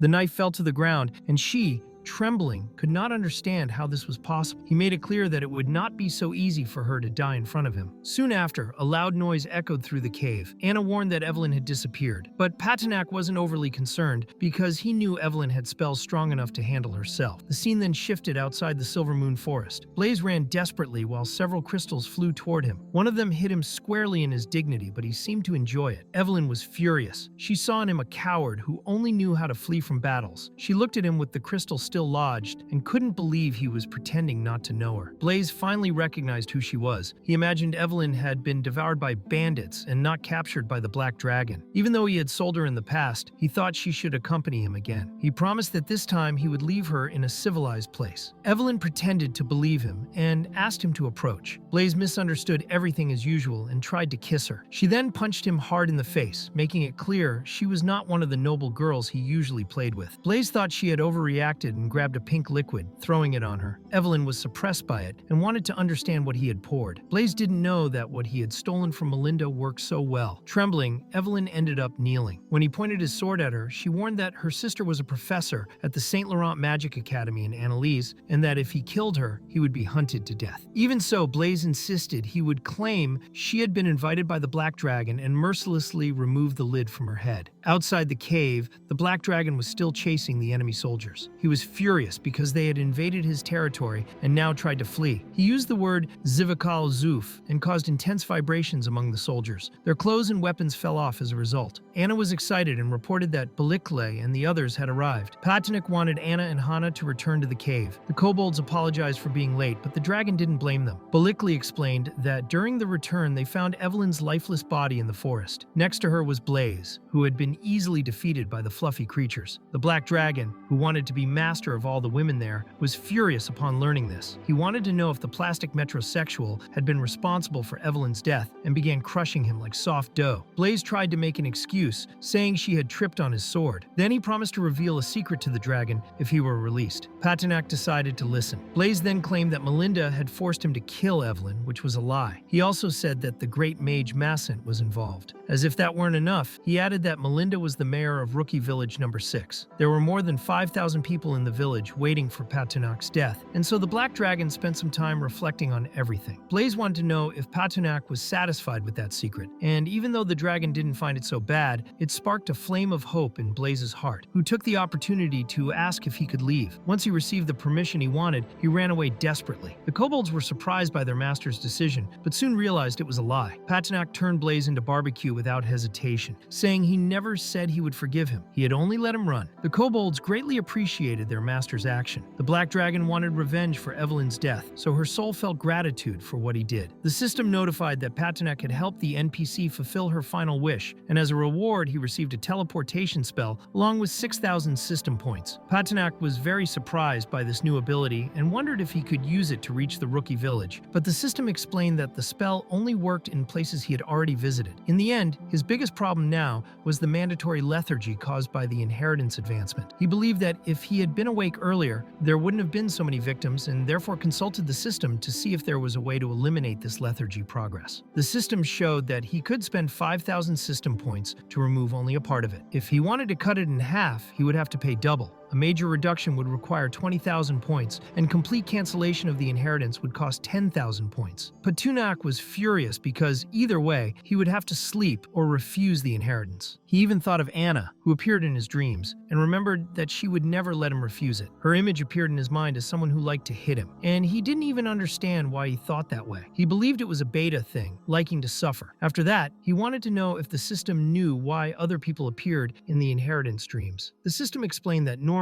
strangers didn't appear in those dreams, and that in rare cases a companion spirit would appear. This spirit used the person's favorite image to help complete the magical inheritance. That's why he saw Anna in that way. To him, she was perfect, as the ideal representation of someone who had never been with a woman. Patinak was excited by the explanation, while the kobolds watched everything, not understanding anything. Then the kobolds reported that some humans had surrendered and wanted to know what to do with them. Patinak ordered them to kill only those who had not surrendered and imprison those who had. Melinda, on the other hand, should be kept alive and well cared for while he was away. The Black Dragon would not return to the cave anytime soon because 7 days had already passed and he had other matters to attend to. He acknowledged the favor he had received and would never forget it. He would not let that night pass in vain. The scene shifted outside the cave, where the dragon watched the sunset. Anna and Selena approached, and he didn't understand why they were there. Selena began to cry upon realizing that Evelyn would never return. Patinak was surprised that the mage already knew the news, and deduced that Balikle had spread everything. Anna, very sad, asked if the dragon would also feel sad about her death. This question startled him. She wanted to know because, for her, if someone could feel sadness on behalf of another, then this death would have more meaning. But the Black Dragon made it clear that death had no meaning for him. He knew it was inevitable, but he wanted to become strong enough to avoid a foolish death and always remain at the top of the food chain. Selena was dazzled by his words. The scene then shifts to the Morrigan Plains, in the village of Novices number 6. Patinak was flying around when a guard received a system alert indicating that a rising creature had been detected. This meant a demonic attack was imminent. The village's protection system was activated. reducing the attributes of any demons entering by half. The system informed Patunak about this protection. He was surprised that the place had such advanced defenses, but the system also showed him how to handle it. It explained that a 500-meter sphere would cast a shadow over the protective mechanism. Patunak followed the instructions and did so. People began running in panic as he unleashed fireballs on the village. He soon realized that his power was indeed weaker. Even so, the village warriors became angry and decided to advance, confident they could defeat him. The Black Dragon found it strange that everyone was targeting him so quickly. The mages started preparing their attacks and struck his wings, thinking they were scaring him. But Patunak found these people odd, as he felt no fear. He asked the system to activate a teleportation spell. Suddenly, a magical circle appeared on the ground, and the mage's powerful attack went straight to its center. Patunak manipulated the spell's trajectory so that its destination was exactly that village, causing a massive explosion. Patunak hadn't expected the spell to be so powerful after the explosion. Therefore, he decided not to let the players progress too much, as they had become too strong in a short time. The system congratulated him for completely destroying Novice's day, which was simply wiped off the map. As a reward, he received a fragment of the village core. All the players from that village would respawn randomly in other Novice villages. Patunak was impressed by how easily he had defeated them all. The system explained that if Patunak collected 4 core fragments, he could create his own faction. Although he found that somewhat useless since he already had kobolds, the system insisted he shouldn't underestimate the value of the cores. The constructions built by players in Novice villages had very high defenses. By collecting the 4 cores, he could build similar structures. Only then did Patunak understand the importance of that item. Additionally, he gained 25,000 system points and was excited to seek more villages and progress faster. However, the system did not recommend attacking multiple villages at once, as this would attract too much attention and mark him as a world boss. He would be hunted constantly, which would be very unpleasant. So he decided to leave it for now. After all, those with buttons are afraid. Still, he wanted to know how to obtain more fragments in that way. The system thought he was being impatient and advised acting more strategically. Rushing everything would draw too much attention. The system's guidance was to act calmly and discreetly. It suggested that Patunak use a decretum to perform a sacrificial ritual. If his followers were sent to other parts of the continent, they could grow and learn about trends. The Black Dragon became eager, wanting to know when he could do this. The system informed him that his level was too low for that at the moment. The scene shifts to the Silver Moon Forest, where Patunak sees Anna standing at the edge of a cliff. He panics, thinking she might jump, and runs to her, only to slip as well. Both fall straight into the water, startling a black-haired girl bathing nearby. The Black Dragon didn't know the girls were enjoying the river. Suddenly, Selena also falls on him, and Anna asks if he's okay, as he seemed dizzy from the impact. Selena thought it was well-deserved for him spying on them. Confused, Patunak asked who the black-haired girl was. The system alerted that a special NPC had been detected and sent a summoning request. The girls thought he was hallucinating and seeing strange things. Selena had learned first aid while with the mercenaries, but wasn't sure if it worked on dragons. Still, she approached him, saying physical contact was needed. Patunak liked the idea, being the type of guy who never left the house to meet a woman. However, his hopes were crushed when Selena punched him hard in the stomach. The shock was so great, he even spoke in English, begging her to stop. Even the system thought he was an idiot and warned that by pretending to faint, he lost the summoning chance. Patunak was upset and wished the system would accept such situations automatically. Realizing he was bathing with the girls, he became even more startled. But Selena explained that there are hot springs in the main cities, where even tug-of-war competitions are held. Patunak's fertile mind began imagining many females in these competitions, and even thought about organizing one. Selena didn't understand anything, as there were no hot springs there. He asked if the system could create one, and the answer was yes. Then he wanted to know how much it would cost to evolve into the explosive dragon form. The cost was 9,000 system points. Having enough points, he decided to do it. Immediately, he felt intense pain and curled up in a fetal position. His body underwent several changes. His strength increased by 50%, his bite power improved, and his armor became more resistant. The transformation's flames burned the girls slightly. Patunak was shocked and asked the system what had happened. The system explained that the transformation energy spread widely, increasing its area of effect. To fix this, there was a liquid cooling modification, costing 10,000 points. The Black Dragon was indignant, arguing he was a dragon, not a gaming computer. Still, he jumped into the water and completed the transformation. The system named this form Combined Explosive Power, but Patunak didn't understand the reason for the name. The system then asked him to test his new fire breath. The girls were not happy, as the breath destroyed their clothes. Additionally, the attack knocked Selena and Anna into the water. Patunak himself was impressed by the new power. Now he could automatically adjust the temperature and type of his breath, not always needing fire. Finally, he asked why the girls were in the water, but the problem was that their clothes had been ruined. Having never seen Anna in a swimsuit, Patunak took the opportunity to check the shop options. The scene shifts to him enjoying the bath and having fun. He even found swimsuits made specifically for dragons. Anna was also enjoying the moment, exactly the way Patunak liked. This strange beta was ecstatic. Selena enjoyed the sensation of being in nature, something new for her. Excited, Patunak wanted to know if the girls would play tug of war. The scene shifts to the sanctuary of St. Augustine. A blonde elf named Celestine was unsure if they could continue fighting. A red-haired elf warned that Commander Alicia Alucatoris was leading a regression army from the first fortress. Still, Celestine should leave immediately. Celestine refused and insisted on staying, praying and asking for divine help to protect her people. The elf knight tried to convince her to abandon the prayers, saying the gods had forsaken everyone. In desperation, she grabbed Celestine, who was frightened and demanded to be put down. But the knight said she couldn't neglect her mission. Suddenly, a magical circle appeared on the ground. Celestine believed a miracle had occurred. The black dragon appeared, unaware of where he was or how he got there. He demanded explanations from the system. The knight was shocked to see a dragon before her. She released Celestine, who fell awkwardly and hurt her bottom. Desperate that her highness had been hurt, the knight lunged to catch her again. Celestine was confused, wondering if this dragon was truly a messenger from the gods. The system explained that he had automatically accepted the summoning as requested. Still, Patunak was angry because he wanted to play tug of war with the girls in the water and had lost the chance. Celestine then asked if the gods had heard her prayers and sent the black dragon in response. But, clumsy as always, he hit the statue with his tail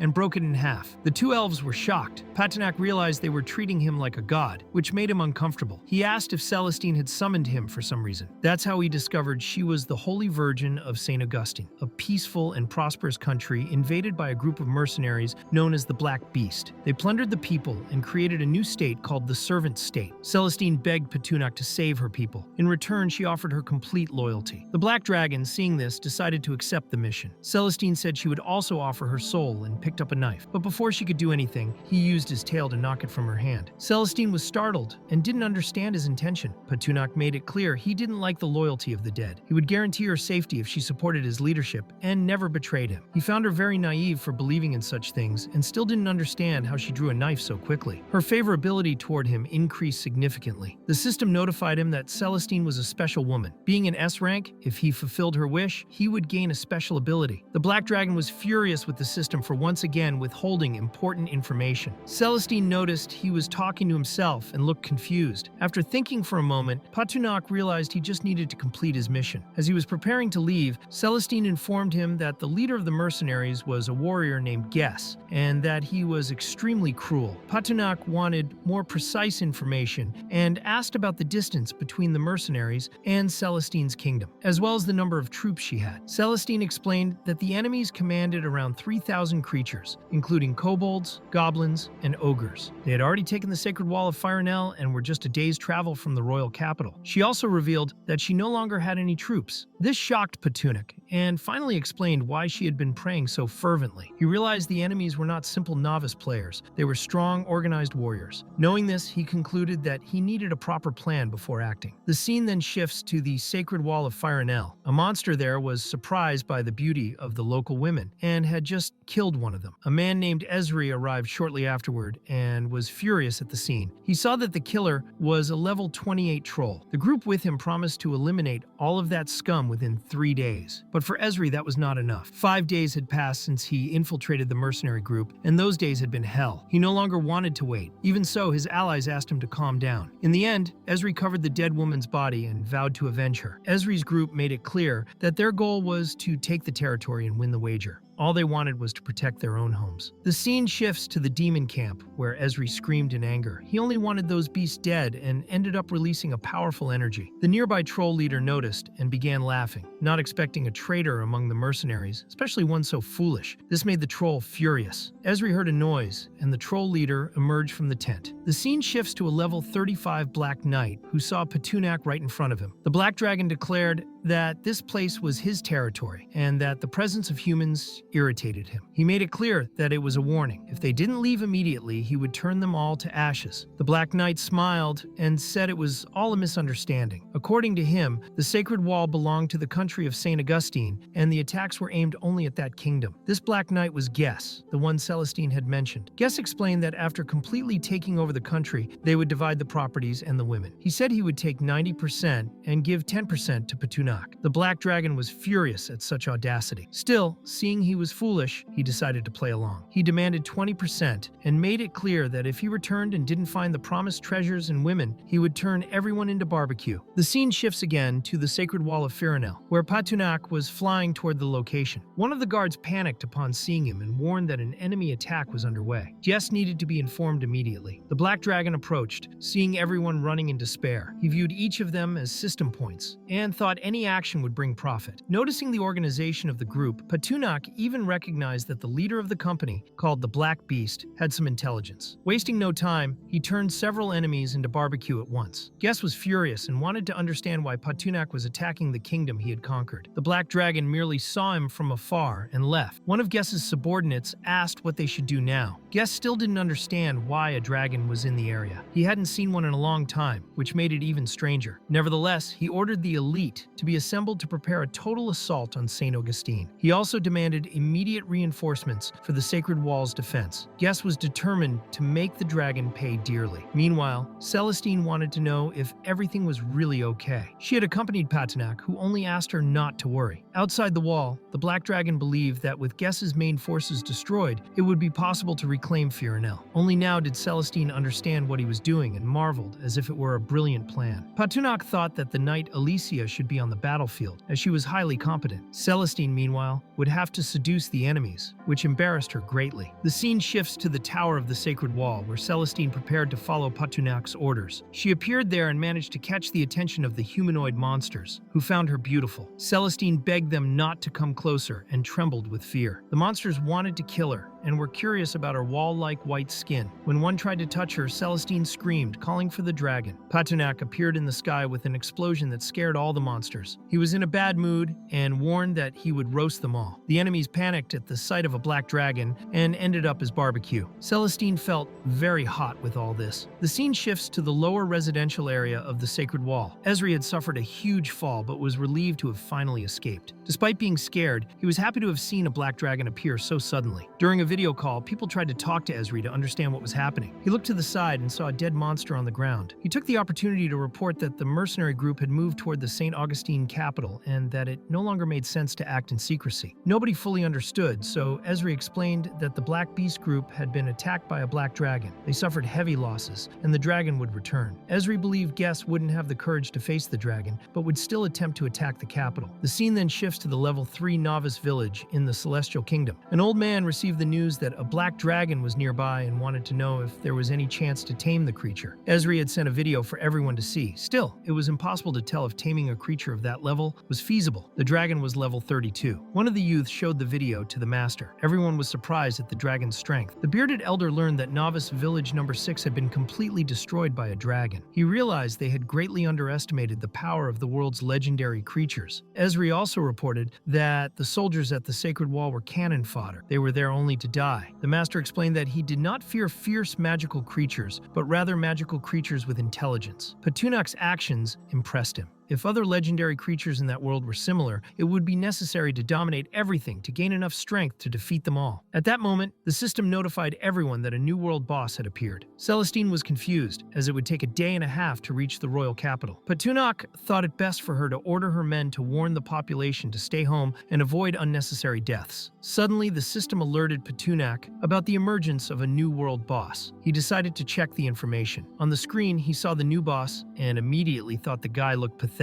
But after a few seconds, he noticed something strange. The image seemed familiar. Only then did he realize that the unfortunate person on the screen was himself. Desperation hit hard. He couldn't understand what his subordinates had done to destroy a novice village. Celestine didn't understand why he was acting that way. Deep down, Patunak was afraid of losing everything. He needed to return to his former life. He still didn't know what was happening with Anna, and could return later. Using the excuse that the divine world was calling him, he decided to leave for a while. Without much thought, he teleported straight to his cave and called everyone who was there, but no one appeared. He paced back and forth until he found a kobold snoring in the corner of the room. Patinnak shouted, giving the creature a huge scare, and it woke up completely confused. The furry one felt embarrassed for being caught sleeping on the job, but Patinnak had no time for that. He wanted to know what had happened during his absence. The kobold explained that everyone was worried, thinking that Patinnak had been captured after his sudden disappearance. Anna and the others joined forces and went out exploring every possible area in search of him. In the end, Patinnak believed that Anna and the group were in Novice Village number 1. The scene shifts to Anna asking belligerently if there was any sign of Patinnak there.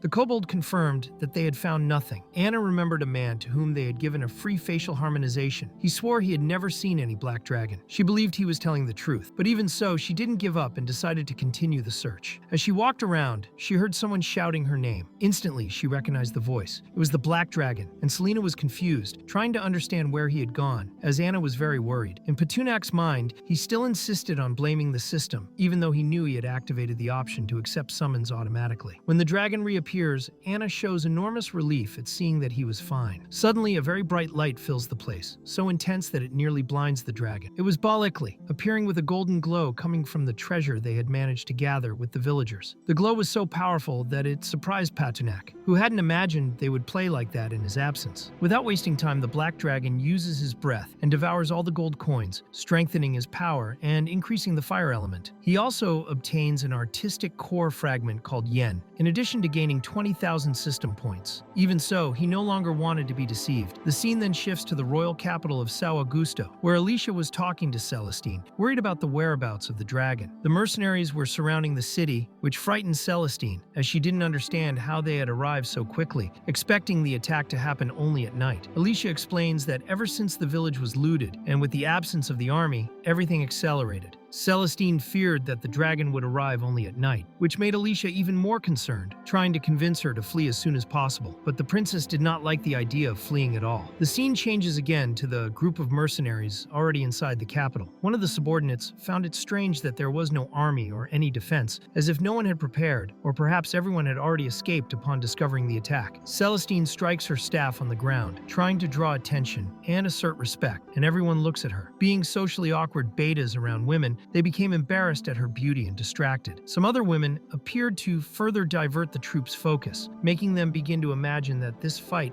might be more complicated than it seemed. Jess became furious with his subordinates for faltering at the most critical moment, calling it a cheap trick since there was no army. He then ordered everyone to be poisoned, especially through the water supply, believing that in a few days everyone would beg for mercy. Jess even considered giving Celestine a chance, as long as she stopped resisting and left, but she completely rejected the idea, since he had massacred her people, violated her territory, and now wanted to condemn the entire capital. She promised that if she were to fall, she would take him to hell with her. Among the mercenaries, the atmosphere was one of threat and violence, with claims that they would open the gates, kill all the men, and humiliate the women, even grabbing one as an example and making threats. This act sparked deep hatred in Celestine. But before things got worse, a voice emerged, saying they had a good idea and that the mercenaries were about to die. Celestine then smiled upon seeing that the black dragon had returned. All the men were surprised to realize that Patinnak was by her side. Guests finally understood why the dragon had attacked the sacred wall of Firenel, and everything made sense in light of that alliance. The black dragon observed that it was a beautiful and sunny day, but the hearts of those men were cold and filthy. So he decided to heat them with his passion, as if steam were rising from the earth. He didn't explain that this passion would manifest as a barbecue. Thus, he unleashed his fire breath in all directions. Guess ordered his subordinates not to panic and tried to act quickly, saying he would not be defeated so easily. He requested a spear, brought by goblins, and began to concentrate all his energy on it. In the mind of that mad leader, skill could overcome strength differences, and he planned to attack the dragon's weakest point. He then threw his weapon at Patinnak, but the spear had no effect, and the dragon remained unharmed, leaving guests completely shocked. Even surprised, he insisted on another attack, this time using a long-range spear, but to the black dragon, it looked more like a toothpick than a weapon. Realizing the gravity of the situation, Guest decided to use his strongest skill and threw a sphere directly at Patinnak. Patinnak caught the sphere without fully understanding what it was. Suddenly, the sphere exploded, spreading smoke that made him cough, as he was a finicky dragon who didn't like bad bad smells. When the smoke cleared, he realized that Guess had disappeared, showing that in the end, he was nothing but a coward. Patinak had even had more faith in Guess, thinking he would at least stay until the end. The humanoid monsters with the mercenary group began to worry about their leader's disappearance, as they were entirely dependent on him. Patinak didn't want to waste time and approached all those monsters, who were terrified upon seeing him. Without hesitation, he unleashed another fire breath, making them all dance in the flames. Meanwhile, Celestine watched what was happening and noticed that Guess and some of the mercenaries had escaped. She wondered if they should pursue them, but Patinak made it clear to the Queen of Sao Augusto that they would not get away. The scene then shifts to the Sacred Wall of Firenel, where Guess ran in desperation, promising that one day he would take revenge on the dragon and the kingdom, believing he only needed time to recover. But to his misfortune, Alicia was already there, wanting to know what he planned to do once he rose. Guess was shocked, not understanding why she was at the Sacred Wall instead of the border fortress. Before he could react, Patinak appeared, declaring that the territory was now his, as he had taken everything, and unleashed another fire breath at the despicable human. Guess could no longer comprehend how everything had happened so fast. The system then explained that by defeating all the mercenaries of the Black Beast, Patinak had received 6,000 system points. The scene shifts again to the capital of Sao Augusto, where several elves were thanking Patinak for everything he had done. But the dragon didn't want thanks. He wanted everyone to rise, as he would help their country survive the calamity. But in return, everyone had to become his vassals. Celestine did not hesitate and declared herself a voluntary vassal of Patinak, promising to always serve him. With this, her wish was fulfilled, and the vassalage contract came into effect. Now, if she died, all her powers would be inherited by the dragon, and if Patinak died, she would also die. Additionally, a fixed summoning channel was created between them, and the system granted the dragon another 3,000 points. Although he thought the amount was low, Patinak wanted to know what special ability he had gained. The system began speaking indirectly, as always, suspicious that Patinak did not trust it, but then revealed that the dragon had received a special upgrade called Dragon's Burning Power. This ability made the dragon's power even more violent, not only intimidating enemies, but also increasing the effect of all his attacks. This was the special ability granted by Celestine, classified as S. Curious, Patinak wanted to know the exact class of that power. The system then loaded the new feature for him to use, and when the dragon began to concentrate the power, a strong wind filled the place. The gust was so intense that Celestine panicked, trying to hold her skirt, as it became clear at that moment that this power truly made a difference.